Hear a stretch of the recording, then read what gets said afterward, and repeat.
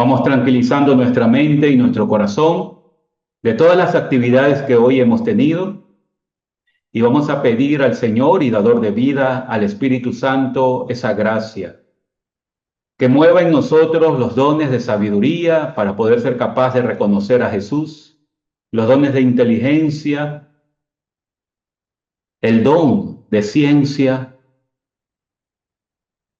para entrar en estos misterios del amor de Dios, para continuar este momento de preparación, de reflexión, de estudio. Pídale ahí en su corazón, hermano, hermana, que esta oración sea personal, pero también comunitaria. Pídale para usted y para todos nosotros que estamos ahora reunidos aquí en el Zoom, en este encuentro, en este espacio de formación.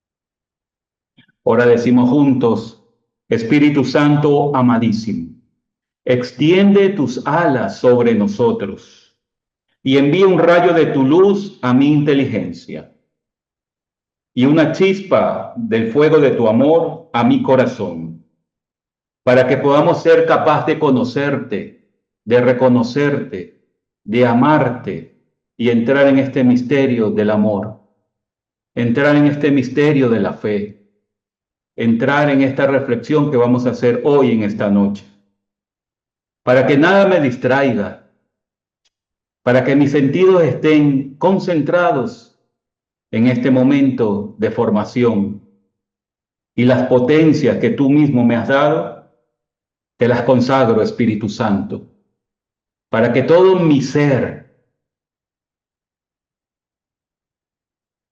esté ahora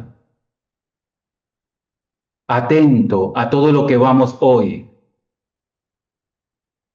a reflexionar y a meditar. Ven, Espíritu Santo, ven, ven, Espíritu Santo, y fluye de mi corazón. Ven, Espíritu Santo, toma absoluta y radical posesión. Ven, Espíritu Santo, y dame la llama de fuego que me pertenece, que nos pertenece, porque también somos hijos. Te lo pedimos en el nombre poderoso de Jesucristo nuestro Señor.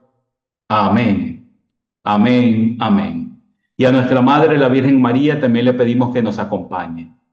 Digamos juntos, Dios te salve María, llena eres de gracia, el Señor es contigo, bendita tú eres entre todas las mujeres, y bendito es el fruto de tu vientre Jesús. Santa María, Madre de Dios, ruega por nosotros pecadores, ahora y en la hora de nuestra muerte. Amén. Ave María Purísima, sin pecado concebida. Ave María Purísima, sin pecado concebida. Ave María Purísima, sin pecado concebida. Y nos cubrimos con la sangre y agua que brotaron del Sagrado Corazón de Jesús en la cruz, y nos sellamos para este momento, en el nombre del Padre, y del Hijo, y del Espíritu Santo. Amén. Dígale ahí fuerte en su casa, amén. Amén.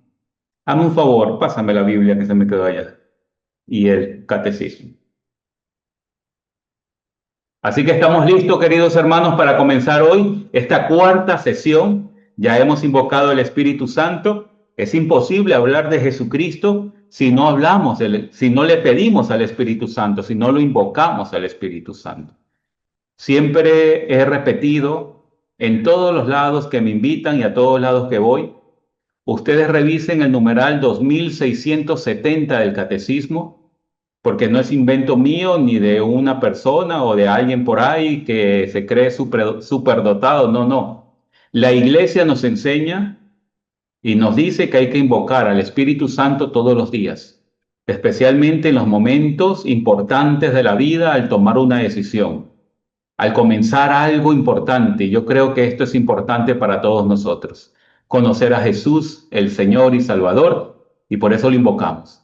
Así que, queridos hermanos, esto es de la Iglesia invocar al Espíritu Santo todos los días, más aún todo el día, para que Él ilumine nuestra mente y nuestro corazón y nos guíe a ese encuentro verdadero con Jesucristo.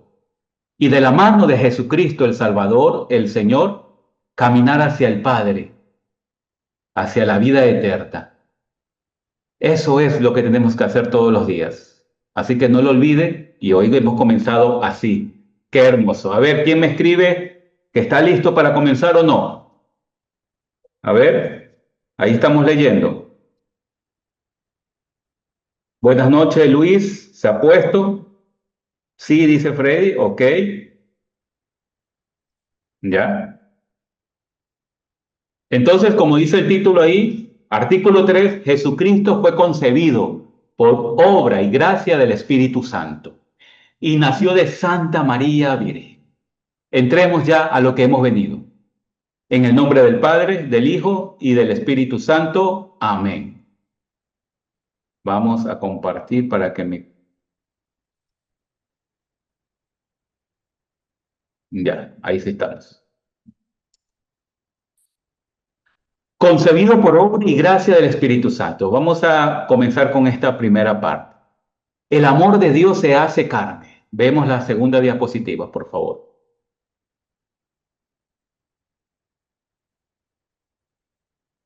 El amor de Dios que se hace carne. Cuando profesamos, queridos hermanos, estas palabras, el corazón debe estremecerse y nos adentramos en uno de los misterios más sublimes, y lo repito, sublimes de nuestra fe. El sentido de estas palabras es claro y a la vez profundo. En el catecismo romano, no el catecismo que tenemos nosotros, es anterior a este catecismo romano, la iglesia nos dice, y lo voy a leer textual, porque me encanta como lo dice y creo que ustedes deben reconocerlo también, aunque también se lo escribí ahí. Creemos y confesamos. Mira, cuando decimos concebido por obra y gracia del Espíritu Santo, ¿qué estamos diciendo? Creemos y confesamos que Jesucristo, nuestro único Señor, el Hijo de Dios, cuando tomó por nosotros carne humana, en el seno de la Virgen María, no fue concebido por obra de varón, sino que fue por un modo sobrenatural,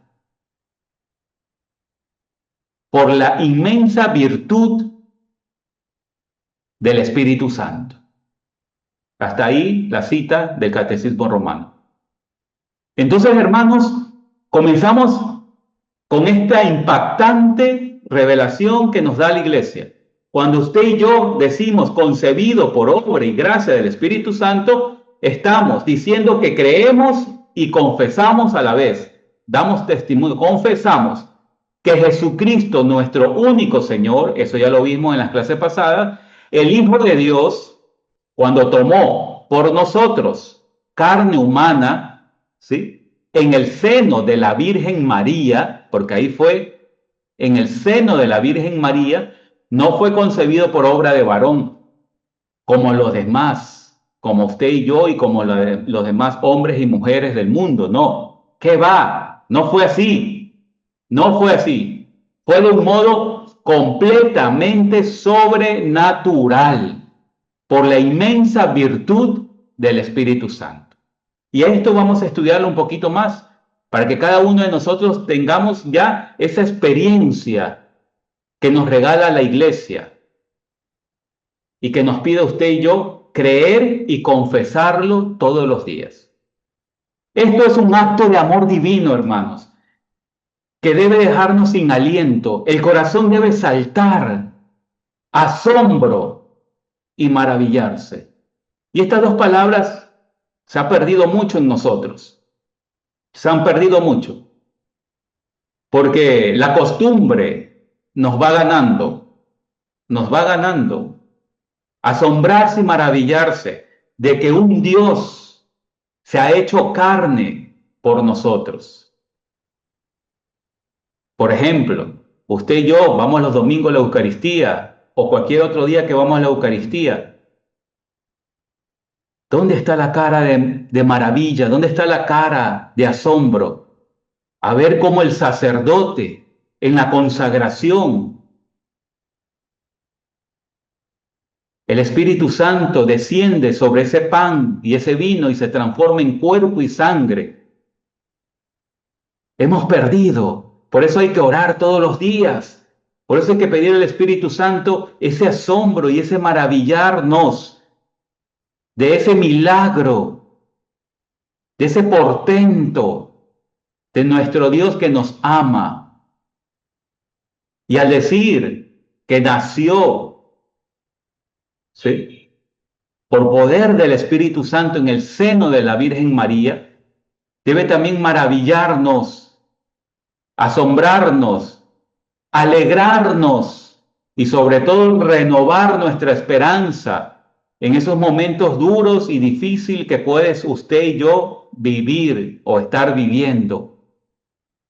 Esto es fantástico, porque esto es un acto de amor divino. Esto es un acto de amor divino. Que Jesús fue concebido por obra y gracia del Espíritu Santo. Es un acto divino y nos debe dejar sin aliento. Es maravilloso, hermanos. ¿Quién está de acuerdo? Que lo escriba ahí. Escriba quién está de acuerdo. Sí, a mí me asombra, me maravilla y voy a intentar todos los días estar asombrado y maravilloso con la gracia, con ese amor que el Señor nos da todos los días. Porque es algo que hemos perdido por la costumbre, queridos hermanos. Tenemos que, no sé si esa palabra existe, desacostumbrarnos. Porque esto no es costumbre, esto es vida, esto es experiencia de todos los días. Dios hace nuevas todas las cosas, dice el libro del Apocalipsis. Este acto, de manera que el mismo, ¿sí?, la misma persona de la Santísima Trinidad, el Verbo, la segunda persona de la Santísima Trinidad, sin dejar de ser Dios, ni por un instante, empezó a ser también y plenamente, escúchalo bien, y plenamente hombre. Hombre. Por eso te digo, este acto de amor nos deja sin aliento. La segunda persona de la Santísima Trinidad, Dios, ningún instante dejó de ser Dios. Y en ese momento empezó a ser también, y escúchalo bien, plenamente hombre. Hombre. Estamos desmenuzando este artículo, esto que la Iglesia nos enseña y nos revela a usted y a mí, a los cristianos que caminamos, a los cristianos de a pie, para poder entrar en este misterio y poder conocer más aún a nuestro Señor Jesucristo. Hermanos, piensa un momento. Recuerda el pasaje del Evangelio de San Juan, que ahí te lo puse. El Evangelio de San Juan, capítulo 1, versículos del 1 al 2 y luego nos saltamos al 14. Ahí dice la Santa Escritura: en el principio era el Verbo, y el Verbo estaba ante Dios, y el Verbo era Dios. Lo repito, porque hay que escucharlo bien. En el principio era el Verbo, y el Verbo estaba con Dios, y el Verbo era Dios. Estaba ante Dios en el principio, y el Verbo se hizo carne y puso su tienda entre nosotros, y hemos visto su gloria, La gloria que recibe del Padre el Hijo único. En Él todo era don amoroso y verdad. Que la lectura de la palabra de Dios llene nuestro corazón de su bendición. De este modo tan misterioso, porque aquí no estamos para comprender el misterio, vamos a atisbar el misterio. El Espíritu Santo nos da luces para que nuestra razón no colapse, ¿sí? No colapse nuestra razón, no colapse nuestra mente, porque es un misterio, por eso la iglesia lo llama misterio. Atisbamos un poco para poder entrar en este misterio. Entonces, de este modo tan misterioso y perfecto se realizó una unión asombrosa entre la naturaleza divina y humana. Lo que hoy estamos viendo es algo increíble, es algo increíble. Y vuelvo a repetir, no soy yo el que lo he descubierto, ni tampoco pretendo explicártelo, sino solo compartir. Y las palabras que te comparto son las palabras que la iglesia utiliza para explicar o atisbar este misterio, rasguñar este misterio de la encarnación. El Espíritu Santo hará la obra en ti y en mí y en todos aquellos que le pidan, porque el Espíritu Santo es el que va a iluminar esa mente y ese corazón para poder entrar en este misterio y tenerlo presente todos los días, de que de una manera increíble, perfecto y maravillosa, misteriosa,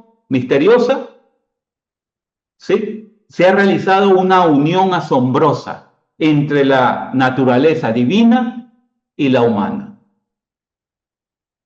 Y lo increíble de todo esto es que cada una de las naturalezas guardó, ¿sí?, sus propias acciones y propiedades. Guarda eso en tu mente, porque vamos a explicarla más abajo. Cada una de estas naturalezas guardó, ¿sí?, sus propias acciones y propiedades, sin mezclarse ni confundirse. Dos palabras más clave que tiene que guardarla en su mente.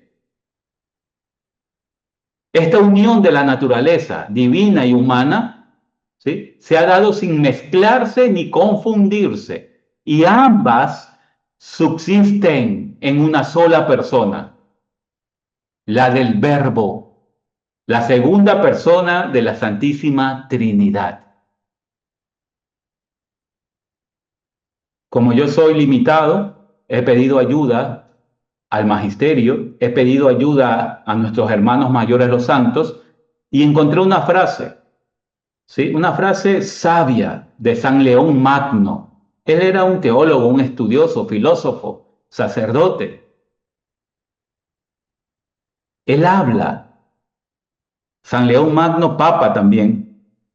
Él dice, ni fue anulada la naturaleza inferior al ser glorificada, ni disminuyó la superior por asumir la humana. Aquí la palabra clave para entender esta frase es equilibrio. Es un equilibrio divino, un amor que todo lo respeta y lo eleva. Y aquí hago un paréntesis. Aquellos que rechazan el cuerpo y hablan mal del cuerpo, hablan mal de la carne, les recuerdo que en Génesis, cuando Dios creó al hombre y luego creó la creación y luego creó todo, al final dice el Señor, vio su obra y dijo, todo es bueno.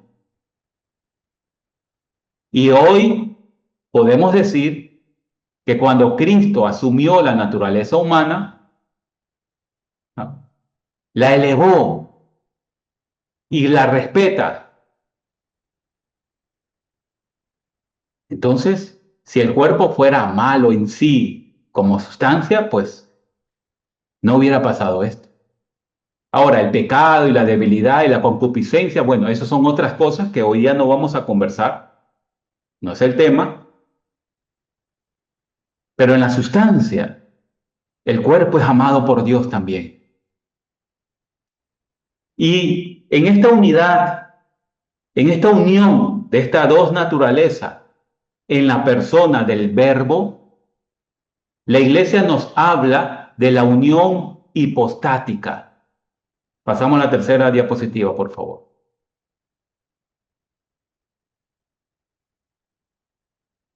Es aquí donde entramos en un término teológico, que no lo puedo saltar, tengo que conversarlo con ustedes, porque este término es muy importante, que usted y yo lo conozcamos. No lo vamos a profundizar, pero sí vamos a dar luces para poder tenerlo un poco claro y saber y conocer. Entonces, ¿qué es esto? ¿Qué es esto de la unión hipostática? Nos ayuda a conocer en profundidad este misterio. Este misterio, este misterio de la unidad entre la naturaleza divina y humana. ¿Qué significa esta unión hipostática? Mira, en Cristo se dan presente dos naturalezas, la divina y la humana. Ya le hemos hablado ahora. Lo verdaderamente asombroso es que están unidas de una manera indisoluble y sin confusión alguna. Eso es lo asombroso. Está unida en una forma indisoluble y sin confusión alguna. Imagina, otra vez hermano, usemos nuestra imaginación. En cuanto a la naturaleza humana, en cuanto a la naturaleza divina de Jesús, ya lo hemos hablado, cuando hablamos del Hijo de Dios, Él fue engendrado por el Padre, ¿se acuerdan? Él fue engendrado por el Padre desde toda la eternidad. En cuanto a la naturaleza divina, Jesús fue engendrado por el Padre desde toda la eternidad, antes que el tiempo mismo existiera. Es lo que hablábamos la clase pasada, cuando decíamos que Cristo está fuera del tiempo, del espacio. Cristo siempre ha existido. La segunda persona de la Santísima Trinidad, perdón, la segunda persona de la Santísima Trinidad siempre ha existido. Siempre. Y en cuanto a su naturaleza humana, escúchalo bien, fue engendrado por la Virgen. Fue engendrado de la Virgen, es la palabra. Fue engendrado de la Virgen María. Y en un momento concreto dentro del tiempo y la historia. Hace poco más de 2025 años. Imagina eso. Imagina eso. El concilio de Calcedonia, que es uno de los concilios más importantes de la historia de la Iglesia, de la historia de los concilios, en el año 451 habla sobre esta unión. Lo afirmó con una claridad y con palabras que tocan el alma y que creo que van a explicar este momento que estamos compartiendo con ustedes. Vamos a leerlo, pero usted también lo tiene ahí en pantalla, me parece. Déjame ver. Sí. Escucha lo que dice la Iglesia. Que se ha de reconocer a un solo y mismo Señor Cristo Señor, Hijo unigénito en dos naturalezas, sin confusión, lo repito, sin confusión, sin cambio, sin división, sin separación.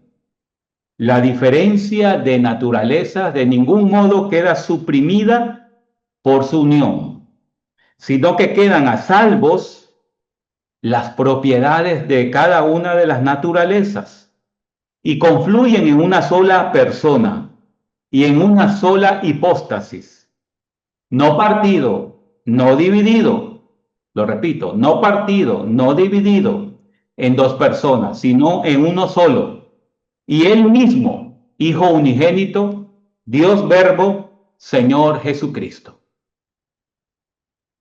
Hasta ahí lo que dice el concilio de Calcedonia. Mira, esto es un misterio hermoso que la iglesia nos explica. En una sola hipóstasis. ¿Y qué significa esto? Literalmente, hipóstasis significa lo que yace debajo, la base o fundamento. Es persona. ¿Sí? De ahí vino a ser usado por los filósofos griegos, te voy a decir cortito porque no quiero confundirte, para denotar la realidad en oposición a las apariencias. O sea, es la esencia.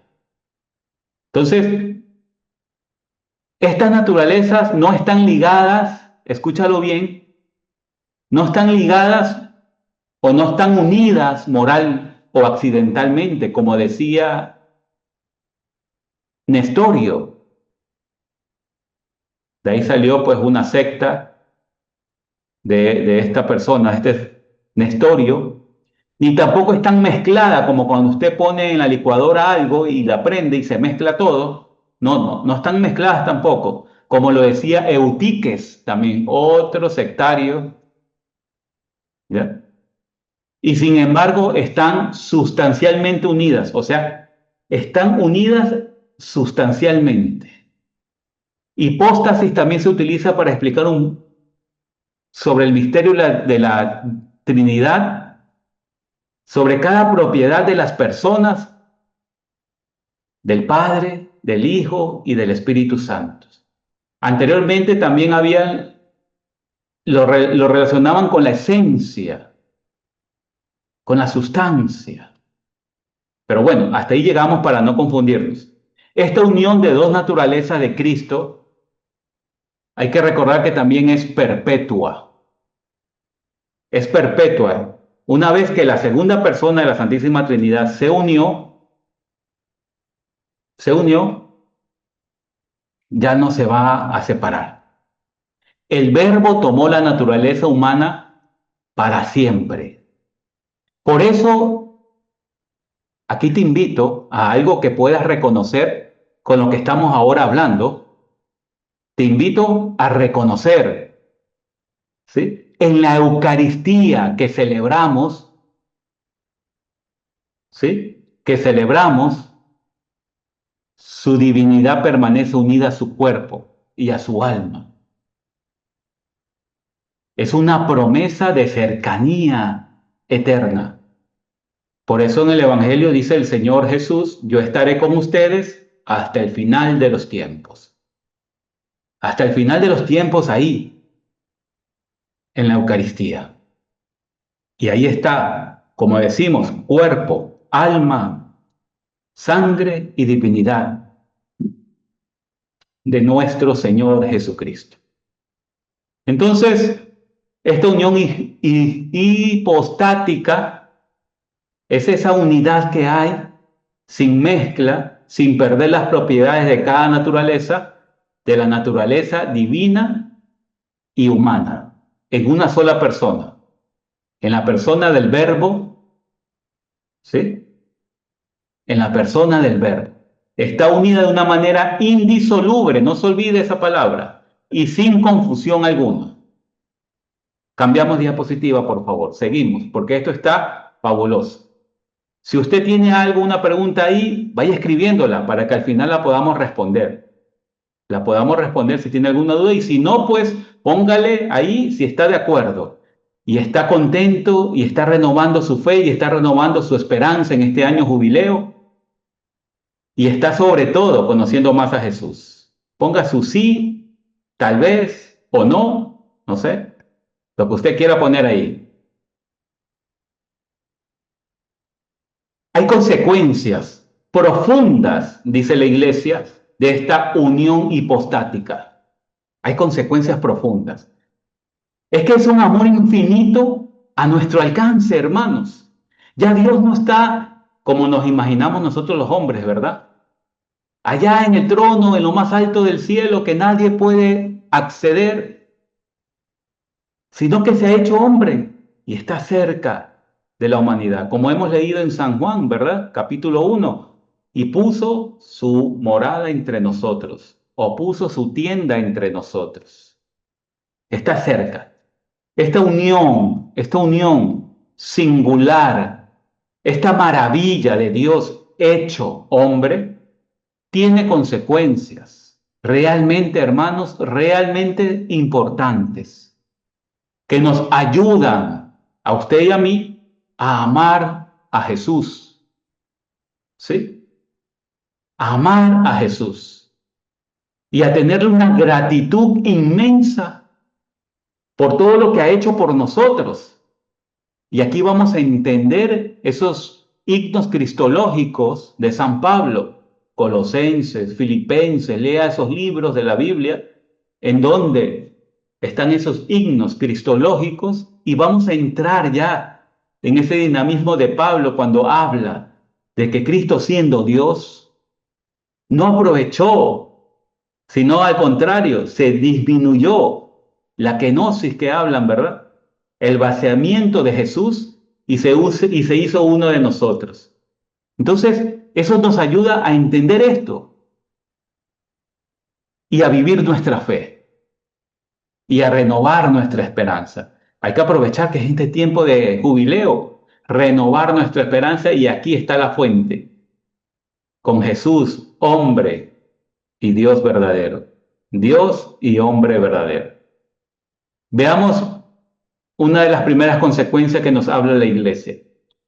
El valor infinito de sus actos. Esto es importante comprenderlo, conocerlo. Piensa, hermanos, piensa. En general, la persona es el centro, lo repito para que vayan entendiendo, la persona es el centro al que se le atribuye todos los actos del individuo. ¿Sí? Te lo repito, la persona es el centro a la que se le atribuye todos los actos del individuo. Te explico con un ejemplo. Usted y yo no decimos, mi garganta canta, aunque yo no canto, ¿verdad? Mi garganta canta, eso no decimos nosotros, o no se dice así. ¿Cómo decimos? Yo canto. Lo mismo ocurre, pero de una manera suprema, en Cristo. En Cristo.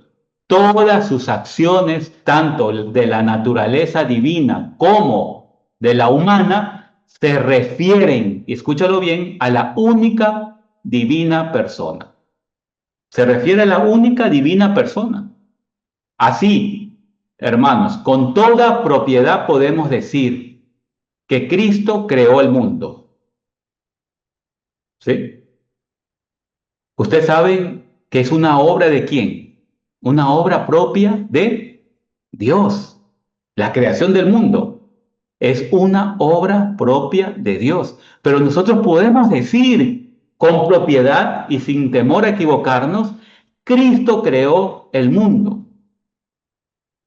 Y también podemos decir que Dios, que Cristo padeció, que Cristo padeció, que es una obra propia de quién, del hombre. Vamos agarrando, cuidado se me va quedando, porque esto a veces pues nos puede traer confusión, ¿verdad? De esta verdad, de esta verdad brota una consecuencia fundamental y que consuela nuestros corazones.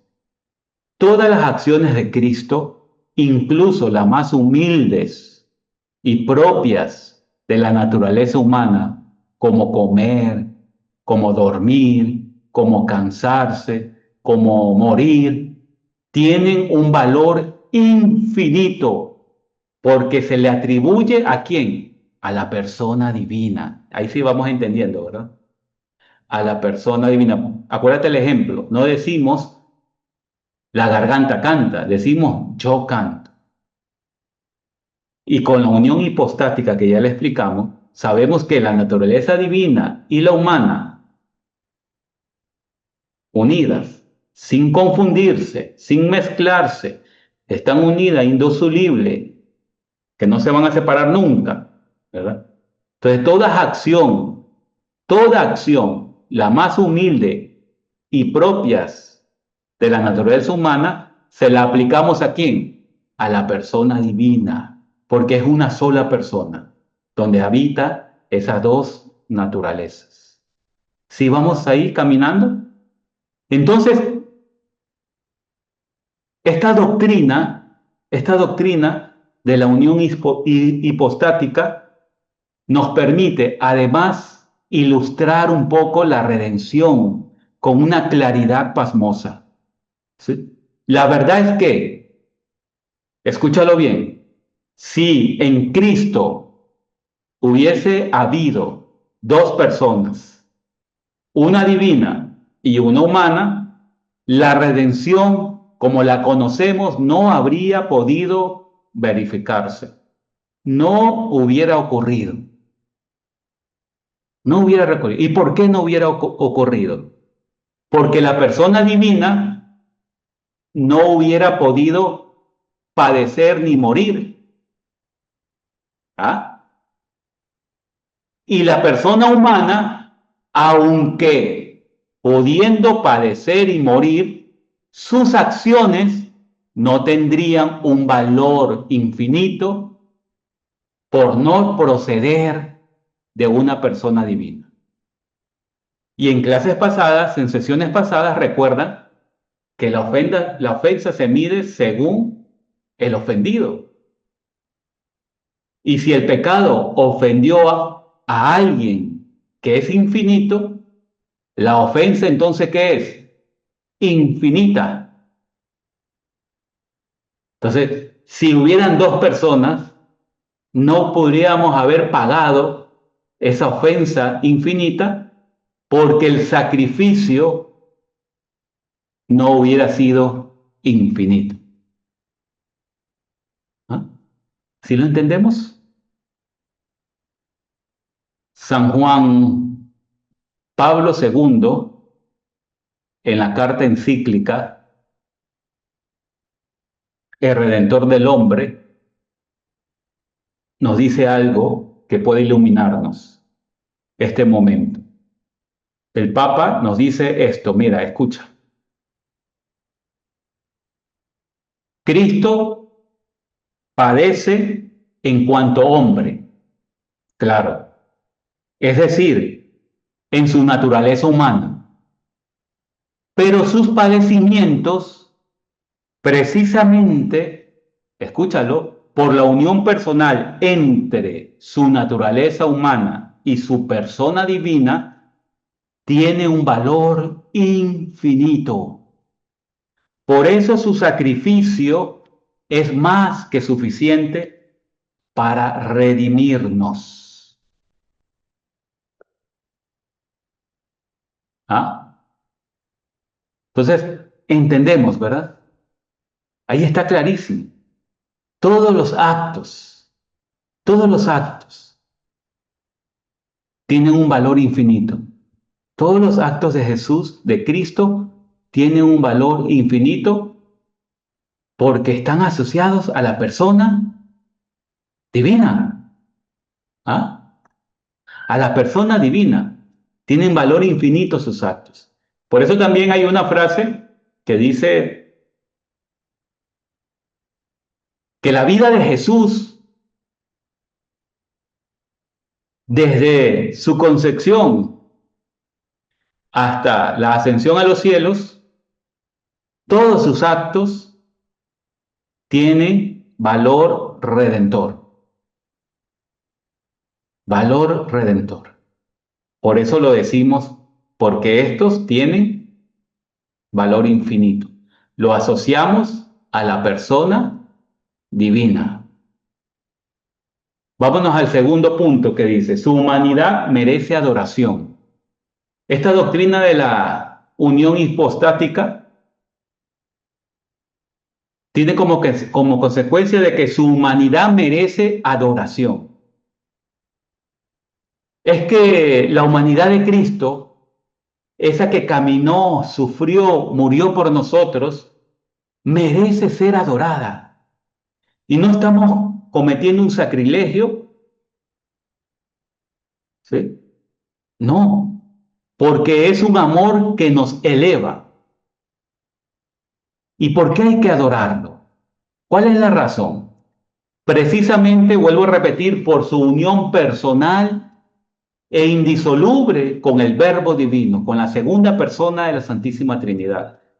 De modo que el culto que se le rinde a la humanidad de Cristo, escúchalo bien, no muevas la mesa, por favor, que se mueve la cámara.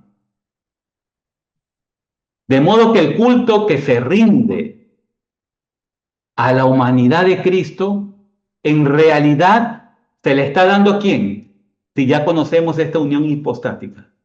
¿A quién se le está dando? A ver, ¿quién escribe ahí para yo poder leerlo?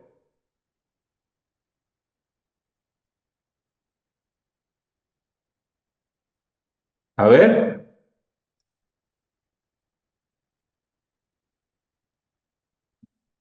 ¿nadie ha escrito todavía? Bueno, ¿quién? ¿A quién se le rinde? A la persona del Hijo de Dios, a Dios mismo. No estamos en contra del primer mandamiento, no, estamos cumpliendo el primer mandamiento. Adorarás a tu Señor, a tu Dios. Estamos cumpliendo eso en Jesucristo, en Cristo nuestro Señor. Por eso la iglesia permite, y aquí me encanta esto para que la gente lo tenga claro, la iglesia permite que al Sagrado Corazón de Jesús, por ejemplo, ahora que vivimos en junio el mes del Sagrado Corazón, a sus santas llagas, ¿qué son las llagas? ¿Ah? Las marcas, los signos de su amor infinito, yo siempre lo digo así, ¿verdad? Se le dé un culto directo de la tría, o sea, un culto de adoración, un culto de adoración. Por eso adoramos al Sagrado Corazón de Jesús. Por eso adoramos las sagradas y benditas llagas de nuestro Señor Jesucristo. También igualmente la iglesia permite que a la Santa Cruz, por ejemplo, ¿se acuerdan en Semana Santa? ¿Qué hacemos el Viernes Santo? ¿Quién se acuerda? A ver, ¿quién escribe? A ver, para que se despierten. ¿Ah? Permite que a la Santa Cruz, a los signos de la pasión, los clavos, ¿sí? La sábana santa, se le dé un culto indirecto de la tría por la relación íntima y sagrada que guardaron con la naturaleza humana de Cristo, con la naturaleza humana de Cristo. Es una forma de celebrar y honrar su presencia entre nosotros. Yo no adoro a la madera por madera. ¿Ah? Yo no adoro el corazón por corazón. Yo adoro, ¿sí? A quien estuvo en ese madero. Por eso el Sagrado Corazón lo podemos adorar. Podemos hacer ese culto de la tría directo. Y a lo que es la cruz, como hacemos Viernes Santo, la adoración de la cruz, es un culto indirecto de la tría, porque la cruz, los clavos, la sábana santa, ¿sí? La corona de espinas, tuvieron una relación íntima y sagrada con la naturaleza humana de Cristo. Tengamos eso clarísimo, queridos hermanos. Y la tercero, como consecuencia de esta unión, la Iglesia nos dice que la comunicación de propiedades. ¿Qué es esto de la comunicación de propiedades? Es un concepto teológico y es fascinante, es fascinante. Consiste en que podemos con toda seguridad atribuirle a Cristo Dios lo que es propio de la naturaleza humana y a Cristo hombre lo que es propio de la naturaleza divina. Así, sin caer en el error, podemos decir, y escúchalo bien, no te confundas, podemos decir que Dios murió y resucitó. Podemos decir que Dios murió y resucitó. O que un hombre es inmortal y omnipotente. Ahí vemos las propiedades. Las propiedades humanas, ¿cuáles son? Morir y como murió, resucitó. Las propiedades divinas, inmortal, omnipotente. Eso en la naturaleza humana, usted y yo no tenemos. Pero en esta unión hipostática nos dice que una consecuencia es la comunicación de las propiedades. Es la comunicación de las propiedades. O sea que atribuirle a Cristo Dios lo que es propio de la naturaleza humana está correcto. Y lo que es a Cristo hombre, atribuirle las propiedades de la naturaleza divina, está correcto. Ahora, tenemos que evitar, y escúchalo bien, tenemos que cuidar mucho de emplear términos concretos y no abstractos. ¿Sí? Mejor digámoslo así. Tenemos que cuidar, ¿sí?, de emplear términos concretos y no abstractos. ¿Qué quiero decir con eso? Se dice que Dios es hombre, que murió. Está bien dicho. Pero sería un gravísimo error decir que la divinidad es la humanidad o que la divinidad murió. Eso es un gravísimo error. ¿Sí? Porque lo divino no muere. Lo divino no muere. La razón sencilla, no todo lo que puede aplicarse a la persona de Cristo puede aplicarse a la divinidad en general. Tengamos en cuenta eso. La naturaleza divina es en sí mucho más grande que la naturaleza humana, eso no tengo que explicarlo, lo tienen ustedes claro. Entonces, no todo lo que puede aplicarse a la persona de Cristo puede aplicarse a la divinidad en general. Por eso hay que tener cuidado, ¿sí?, en cómo hablamos. Ya tenemos este conocimiento y podemos hablar ya, ¿sí?, claramente, empleando términos concretos y no abstractos. Decir que Dios es hombre, que murió, etcétera, está bien, porque estamos hablando de la persona de Cristo, que murió. Y la persona de Cristo tiene naturaleza humana y divina. En su naturaleza humana pudo morir.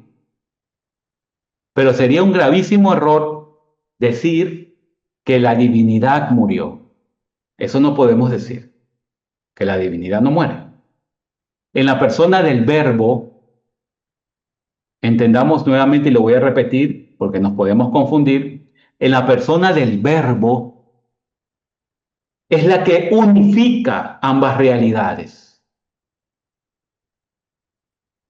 Lo vuelvo a repetir. En la persona del Verbo para aclarar un poco más. Tengan en su mente, estamos hablando de la Santísima Trinidad, cuando yo digo de la persona del Verbo. Primera persona, Padre. Segunda persona, Verbo, el Logos. Tercera persona, Espíritu Santo, Dios. Un solo Dios en tres personas. Una sola esencia, la divina. ¿Mm? Está claro, ¿verdad? Entonces, en la persona del Verbo, en la segunda persona de la Santísima Trinidad, Dios, se unifica ambas realidades, tanto la divina como la humana. A esto los teólogos le llaman la comunicación de idiomas. La comunicación de idiomas. ¿Y por qué? Porque idioma viene de una palabra griega, idios, que significa lo propio, lo particular, lo propio de cada naturaleza, lo particular de cada naturaleza. Entonces, la comunicación de idiomas es la comunicación de lo propio, de lo particular de cada naturaleza, de la divina y de la humana. Esta verdad, ¿en qué nos ayuda? Nos ayuda a conocer en la profundidad la unidad en Jesús y a vivir con certeza su doble naturaleza, cercana y divina, que permite hablar de la persona de Cristo en términos de ambas naturalezas. Pero hay que hablar con mucho cuidado, con términos concretos, no con términos abstractos. ¿Sí? ¿Cuál es la importancia de esto? Esta comunicación de idioma es crucial para entender la encarnación y la doctrina de Cristo. Ayuda a evitar errores teológicos como lo que hablábamos de Nestorio, ¿sí? Que separaba las naturalezas, que separaba. En Cristo había dos personas, la divina y la humana. Eso no es así correcto, ¿ya? O como el monofisismo, que en cambio era lo contrario, las confundía, que estaban mezcladas, que no se podía reconocer tanto la divina como la humana. También es importante porque nos permite formular afirmaciones correctas sobre Jesús, como la que te dije hace poco, ¿verdad? Podemos decir, Dios murió porque Jesús, siendo Dios, murió. Pero no podemos decir, la divinidad murió. Entonces, al formular estas afirmaciones correctas sobre Jesús, reconociendo su doble naturaleza y la unidad de la persona. Me gustaría seguir conversando sobre esto, pero tenemos que seguir porque si no nos coge el tiempo. Cambiemos a la diapositiva 5 y seguimos avanzando en este artículo. Fue concebido por obra y gracia del Espíritu Santo y nació de Santa María Virgen. Esto de la anunciación a María no es un simple relato, hermanos. No es un simple relato. No. Es un momento que inaugura lo que dice San Pablo en Gálatas 4, la plenitud de los tiempos. Es el cumplimiento. Ese momento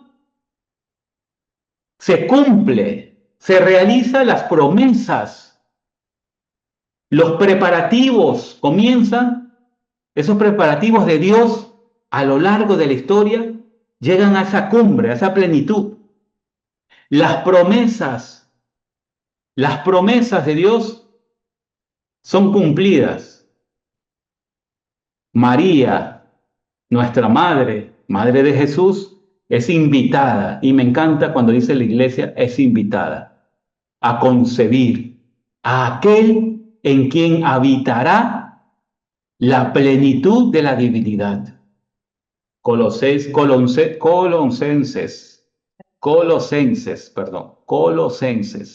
2:9. Ahí, María es invitada.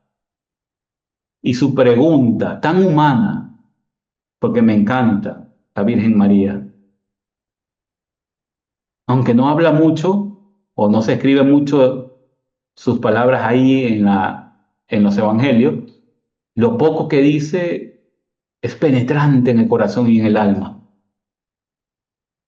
La pregunta de la Virgen, tan humana, que le dice al ángel, ¿cómo será esto? ¿Cómo se va a realizar esto? Puesto que no conozco varón. Capítulo 1 de Lucas 34. Y el ángel responde. La Virgen María recibe la respuesta divina que debe llenarnos de asombro y esperanza. El Espíritu Santo vendrá sobre ti. Lucas 1:35. El Espíritu Santo vendrá sobre ti, concebido por obra y gracia del Espíritu Santo.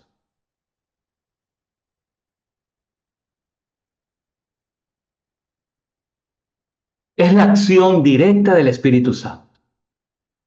El amor increado, el Espíritu Santo, el amor increado que hace posible lo imposible. Hace posible lo imposible. Qué maravilloso. Pidamos al Espíritu Santo, que estamos hablando ahora de esto y que estamos revisando este capítulo de Lucas. Cierra un momento tus ojos, pon tu mano en tu corazón y pidamos al Espíritu Santo que así como cubrió a la Virgen María para concebir en su seno a Jesús, nuestro Salvador, hoy en esta noche te pedimos en el nombre propio de Jesús, oh Espíritu Santo, derrámate en abundancia sobre cada uno de nosotros y ayúdanos a concebir a Jesús en nuestro corazón, en nuestras vidas. Ven Espíritu Santo, fluye de mi corazón y de nosotros toma absoluta y radical posesión. Por Jesucristo nuestro Señor. Amén. ¿Quién escribe ahí en los comentarios amén? Por favor. Seguimos ahora. Diapositiva 6, sí, por favor. Seguimos hablando sobre esto, ¿verdad? Concebido por obra y gracia del Espíritu Santo. Y nació de Santa María Virgen. La misión del Espíritu Santo está siempre unida y ordenada a la del Hijo, o sea, a Jesús. Jesús mismo nos dijo en el capítulo 16 de San Juan, versículos 14 y 15, el Espíritu Santo, Él tomará, ¿sí? Tomará de lo mío, tomará y dará testimonio de mí. Qué maravilloso. El Espíritu Santo fue enviado para santificar el seno de la Virgen María y fecundarla por obra divina. Como decíamos al principio, cuando la iglesia decía, creemos y confesamos que esto no es obra humana, sino que fue una obra divina. Esto no fue obra humana, sino una obra divina. Fue obra del Espíritu Santo, porque el Espíritu Santo ha santificado el seno de la Virgen María y fecundado ese seno por la obra divina. El Espíritu Santo, que es el Señor y dador de vida, o sea, el Señor que da la vida, haciendo que ella conciba el Hijo eterno del Padre en una humanidad tomada de la Virgen María, de la Virgen María. Es una acción Es una acción tremendamente misteriosa para nosotros, pero una acción maravillosa. Es una acción que se le atribuye de manera especial al Espíritu Santo. Ahora, hay que aclararla. Algo importante, ¿verdad? Algo importante que considerar. Cuando decimos que el Hijo de Dios fue concebido por virtud o por obra del Espíritu Santo, no estamos o no debemos pensar que la obra de la encarnación sea exclusiva del Espíritu Santo. O estamos excluyendo de esta obra al Padre y al Hijo. No, no debemos pensar eso. Es una obra común de las tres divinas personas. Es una obra común de las tres divinas personas. Pues, aunque solo el Hijo haya tomado la naturaleza humana, todas las personas de la Santísima Trinidad, Padre, Hijo y Espíritu Santo, contribuyeron a realizar este sublime misterio. Tengamos claro eso. Ustedes saben que donde obra Dios, obra el Padre, el Hijo y el Espíritu Santo. Las Sagradas Escrituras, la Biblia, suele atribuir a tal o cual persona de la Trinidad alguna de las propiedades comunes que tienen entre ellas. Por ejemplo, el sumo poder se le atribuye al Padre, Creador. La sabiduría al Hijo. Otro ejemplo en la Biblia, por ejemplo, dice el amor al Espíritu Santo. ¿Ah? Como el misterio de la encarnación, queridos hermanos, expresa el inmenso y singular amor y bondad infinita de Dios para con nosotros, pecadores. Por eso esta obra se le atribuye muy convenientemente al Espíritu Santo, que es el amor increado. Es el amor entre el Padre y el Hijo. Es el amor. Y el Espíritu Santo es el que nos comunica ese amor. Romanos 5:5, recuerden, hemos conocido el amor de Dios porque ha sido derramado el Espíritu Santo en nuestros corazones. Él es el que hace posible que el amor de Dios se haga visible. ¿Se haga visible en quién? En Jesús.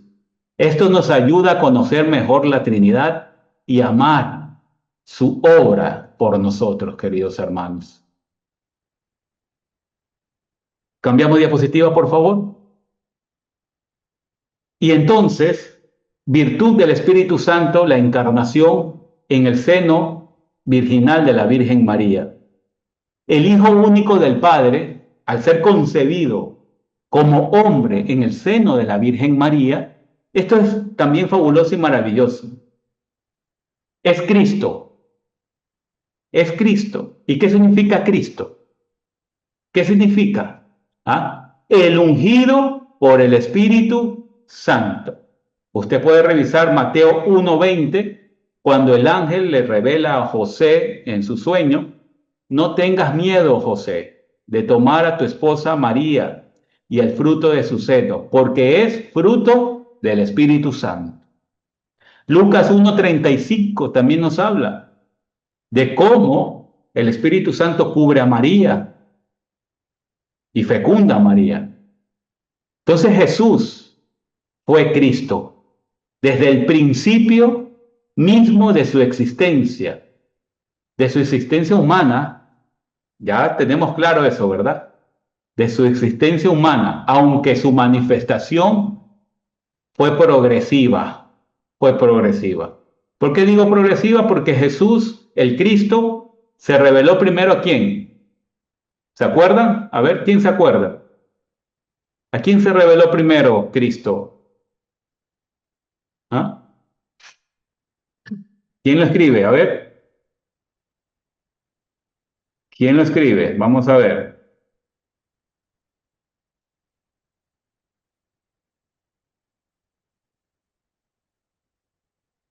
Bueno, parece que están dormidos.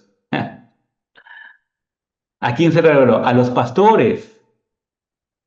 a los pastores que fueron a adorarlo, al niño, allá en Belén. Lucas 2, versículos del 8 al 20.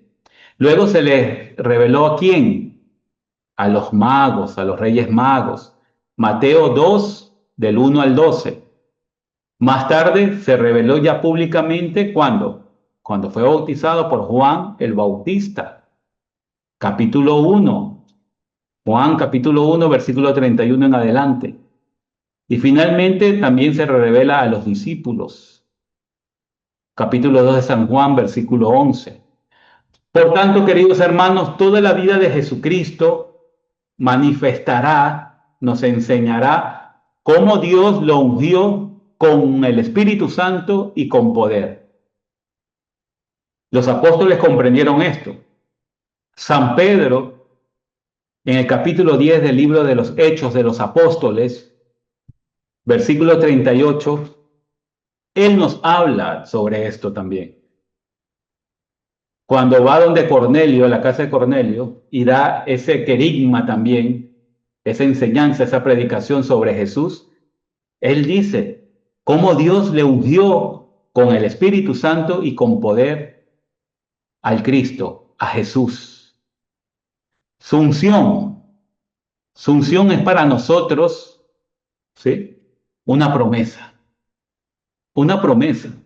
porque tú y yo también somos ungidos y fuimos ungidos en nuestro bautismo para poder vivir como otros Cristos en el mundo. Entonces ahí tiene una claridad, una luz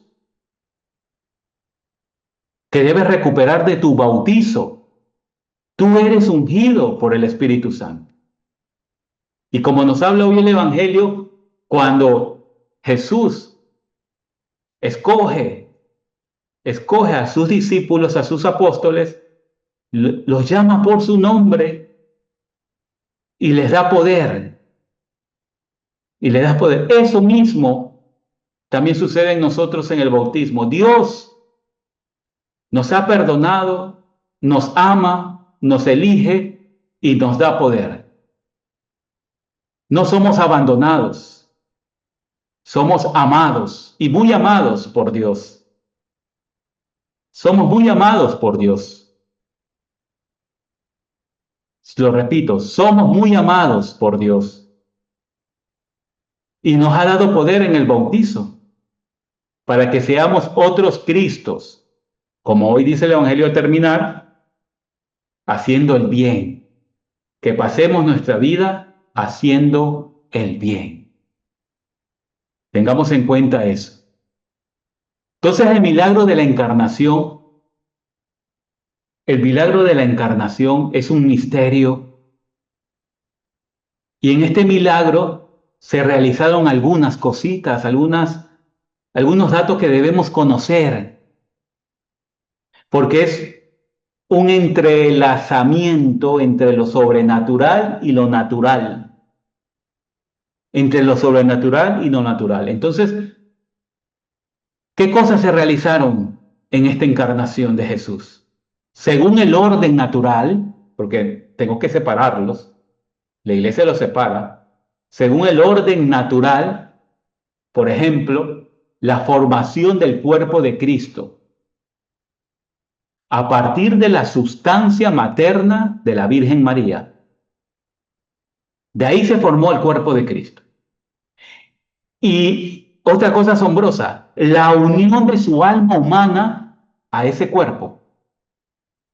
En el misterio instante, en el mismo instante, perdón, en el mismo instante de su concepción. Dios en su sabiduría no desprecia lo natural, sino que la perfecciona. Entonces, en la encarnación pasó esto.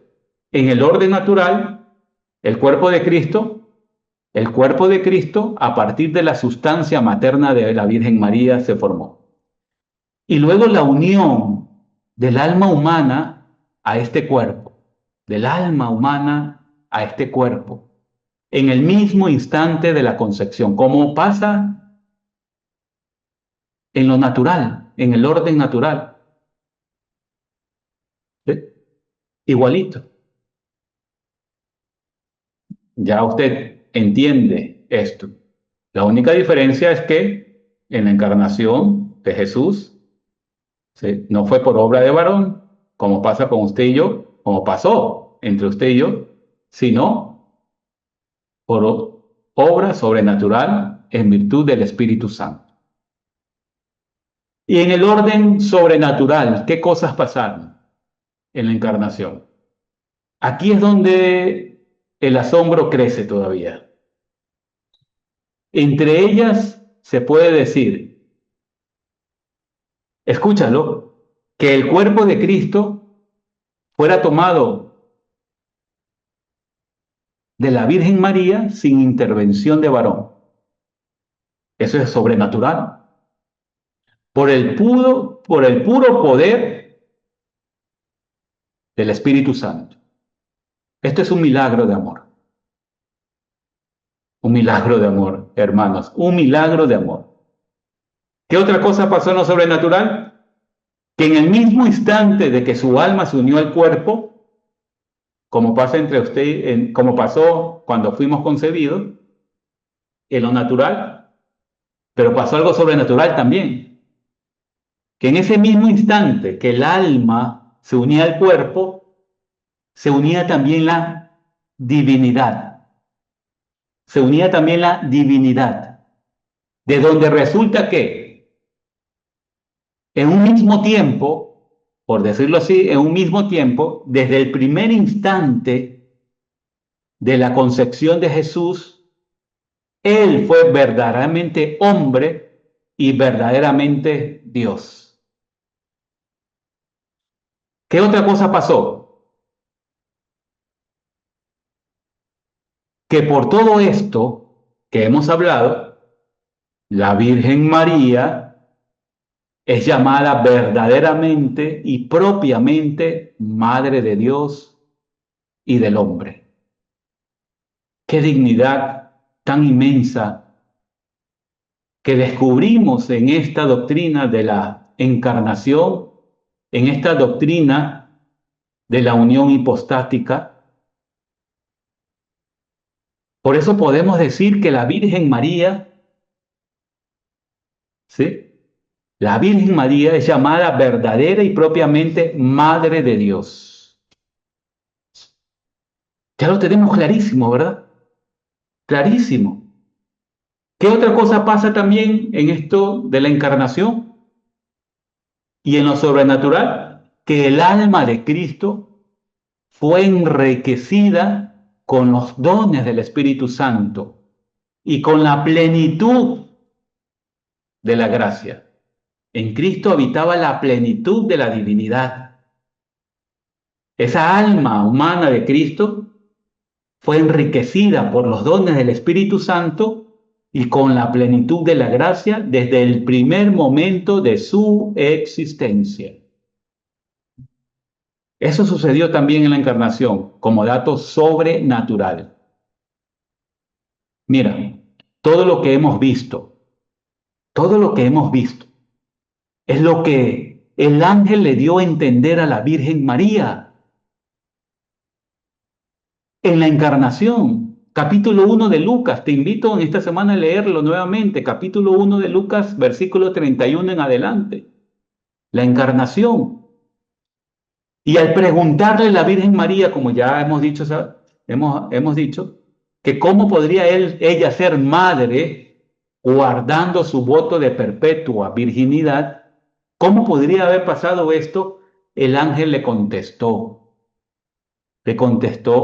con las palabras que nos llenan de fe.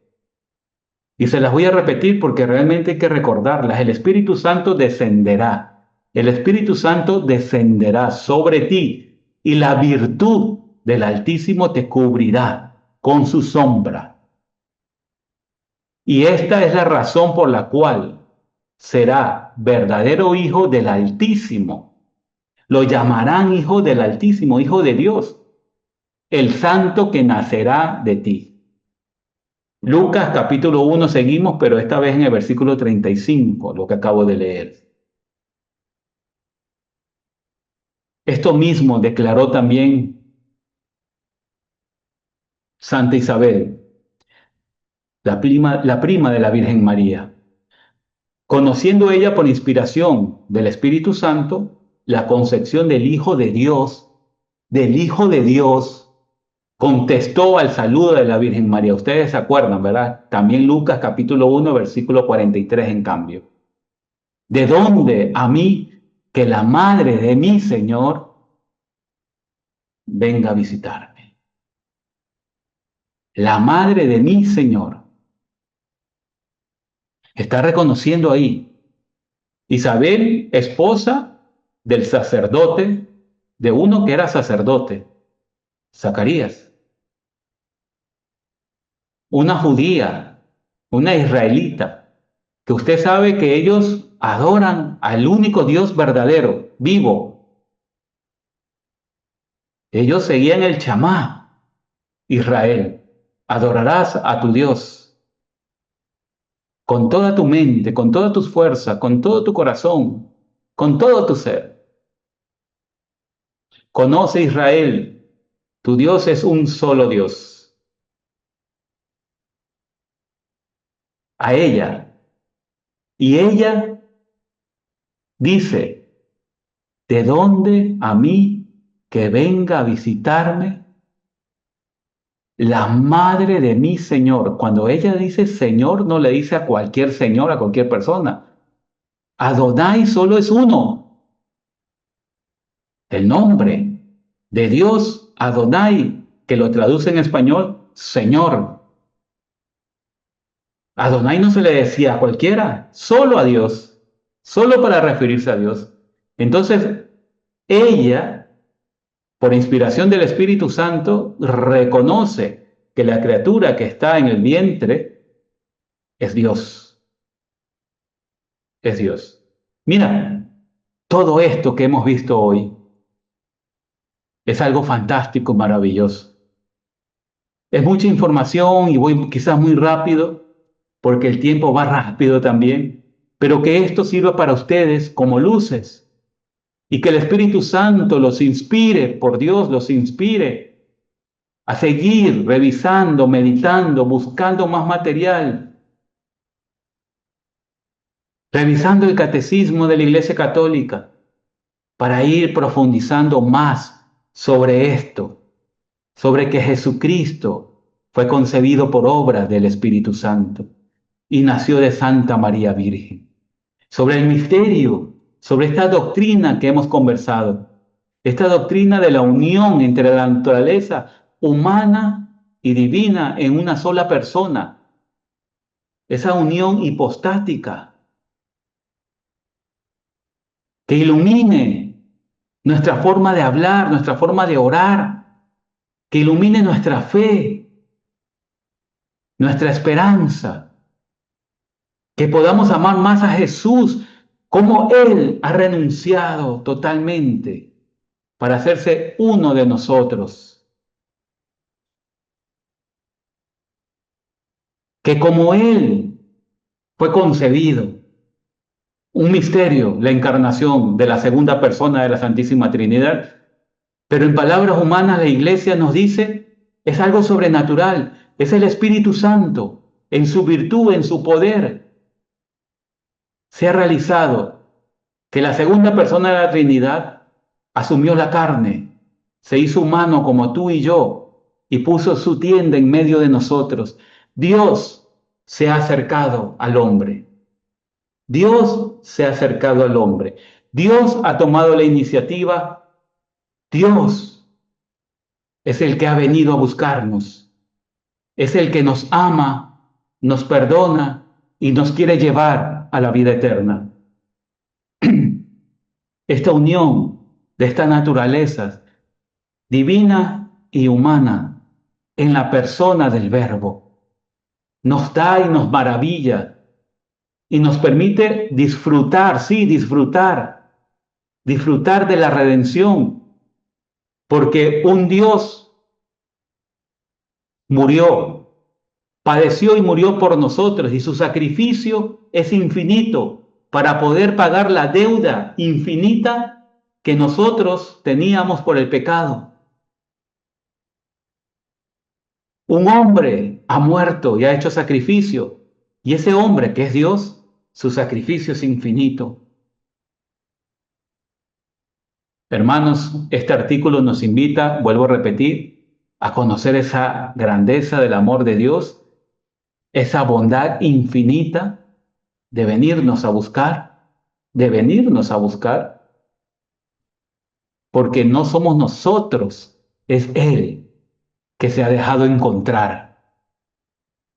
No somos nosotros que hemos encontrado a Dios, es Dios que ha venido, ha bajado del cielo y se ha dejado encontrar por nosotros. Que el Espíritu Santo nos ayude. Vamos a hacer la oración. Pongámonos en presencia de Dios.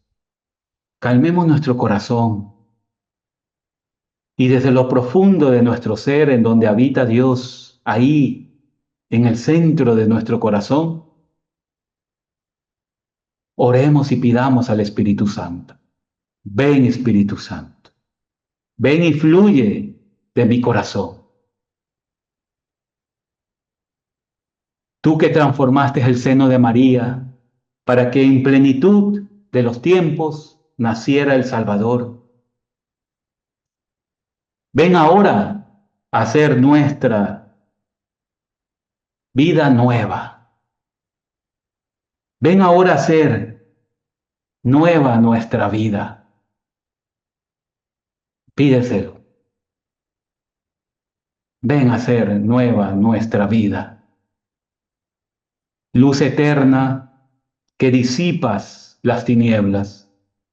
Infunde en nosotros la sabiduría divina que iluminó el corazón de la Virgen en la Anunciación. Porque así como la Virgen María, usted y yo a veces hacemos preguntas humanas. ¿Por qué pasa esto? ¿Para qué pasa esto? ¿Por qué a mí? ¿Será que puede, Señor, quitarme esta cruz? Preguntas humanas. Pidamos, pidamos al Espíritu Santo que infunda en nosotros esa sabiduría divina que iluminó el corazón de la Virgen María para que también ilumine nuestro corazón. Pidamos también al Espíritu Santo que nos dé la gracia de creer con fuerza la buena nueva, que Jesús, Hijo de Dios, fue concebido por tu obra poderosa y nació de Santa María Virgen.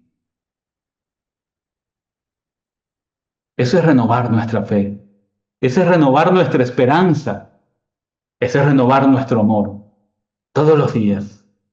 Espíritu Santo, danos esa gracia. Pidamos también como María que se entregó dócil al plan de Dios, al plan del Padre.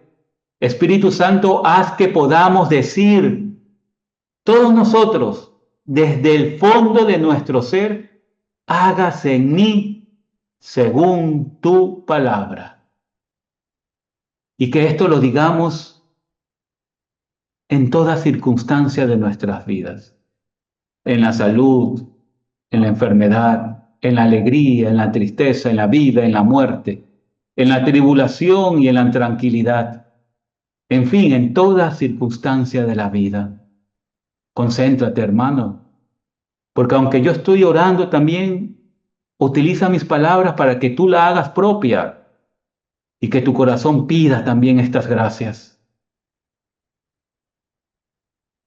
Pidamos al Espíritu Santo, queridos hermanos, Espíritu de amor y de vida, Señor y dador de vida, concédenos tus dones para vivir este gran misterio que hemos hoy reflexionado. Derrámate en abundancia en nuestra mente y en nuestro corazón. Y danos la humildad y valor, la autoridad y el poder para testimoniar al mundo la encarnación del Verbo. fruto de tu presencia, Espíritu Santo. Fortaleza para hacer en nuestros hermanos sacramento de esta gracia redentora. Espíritu Santo, ayúdanos a cada uno de nosotros para hacer sacramento de fortaleza, para hacer presencia, para hacer otros Cristo en este mundo, para nuestros hermanos. Espíritu Santo, riega con tu compasión los corazones secos. Riega, Señor, con tu amor y tu presencia, con tu unción, nuestras vidas secas. Sana nuestras fallas. Sana nuestras dudas con tu perdón y enciende en nosotros el fuego de tu amor para que nos purifique y queme todo aquello que nos aleja de aquel que se ha hecho hombre.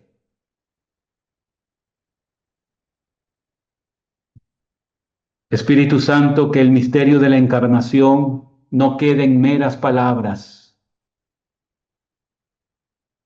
Que este misterio que hoy hemos meditado no solo quede como un conocimiento en mi mente, sino que transfigure, mejor digamos,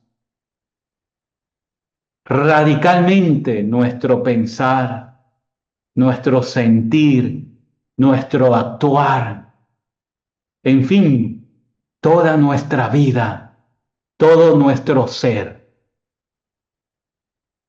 Oh Espíritu Santo Consolador, oh Espíritu Santo Consolador, guíanos, guíanos en la verdad, guíanos en la verdad del Evangelio y transfórmanos interiormente. No permitas que mi opinión interfiera en tus planes para con nosotros, para conmigo. Pidamos al Espíritu Santo que nos guíe a través de la verdad del Evangelio y que nos transforme interiormente. Por la intercesión de María, nuestra Madre, por María Inmaculada, que bajo la unción del Espíritu Santo concibió el Salvador. Oh María, ayúdanos a cooperar plenamente cada día con la gracia de Dios, para que podamos llegar a la plenitud de la santidad. Te pedimos en comunión con Jesucristo que esta oración haga brotar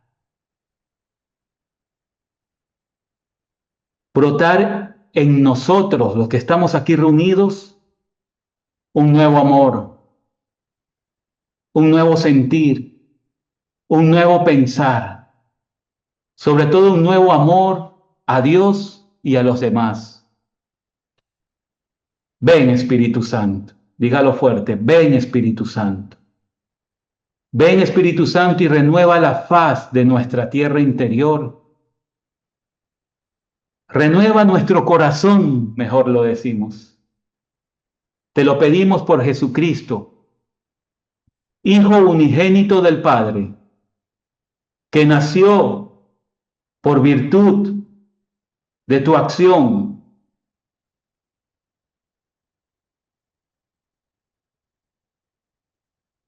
y fue concebido en la Virgen María, nuestra Madre.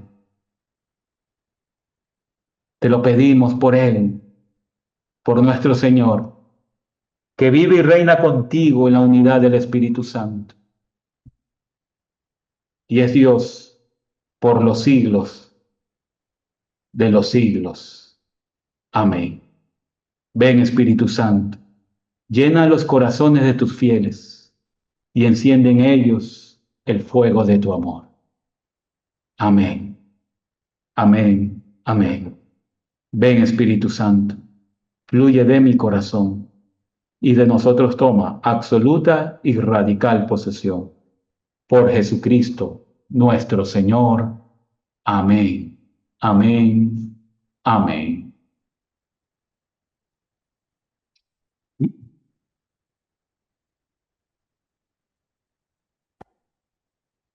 Hermanos, ha sido una bendición seguir profundizando en los pilares de nuestra fe, en ir conociendo más a nuestro Señor Jesucristo, en estas verdades de fe que ilumina nuestra razón y nos da realmente la capacidad de poder responder en quién creemos, en responder a quienes nos pregunten por nuestra esperanza. También los invito para el próximo miércoles que vamos a meditar el cuarto artículo del credo, que nos sumerge, nos introduce al centro, al corazón mismo del misterio pascual. Del misterio pascual, de aquello que Jesús hizo por nosotros para salvarnos. La pasión, muerte, sepultura de Jesús nuestro Señor. En estos eventos vamos a conocer, entre comillas, para amar, para celebrar y para vivir esa historia de salvación que se entrelaza de manera más profunda con el amar a Jesús, para luego celebrarlo, su victoria, que es victoria nuestra también, y luego vivir en conformidad a su sacrificio, a lo que Él ha hecho por nosotros. Así que dejo la invitación para el próximo miércoles. No se vayan a descuidar, hagamos oración, sigamos, queridos hermanos, meditando estos momentos de la vida de Jesús que nos revela este símbolo de la fe, estos artículos de la fe que hemos revisado hasta hoy.